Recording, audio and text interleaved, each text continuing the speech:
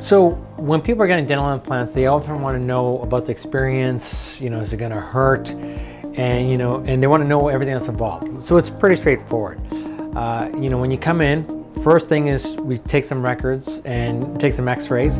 Often we'll get a 3D x-ray so we know exactly the bone that's there for that implant. That's step one, which is very easy. Step two, we plan that appointment. In that appointment where we place the implant, often at our office, we'll do it under sedation, so the patient's pretty sleepy, so it's very comfortable for them. And after that implant is placed, there'll be maybe some soreness there, for a few days, up to a week, but usually it's only a couple of days where they may be sore in that area. So that first appointment's a surgery, and then we let that heal, and then usually about 4 to 6 months later, we take an impression of that implant, we send it to a laboratory, and they make a crown that we screw into that implant, and now you've replaced your tooth. So basically it's 2 appointments from start to finish.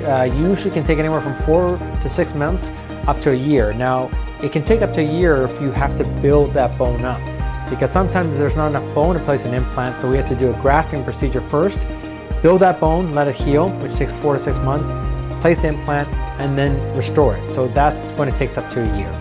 So start to finish, anywhere from 4 months up to a year from the start of your dental implant treatment to when you get that final crown, your tooth in place.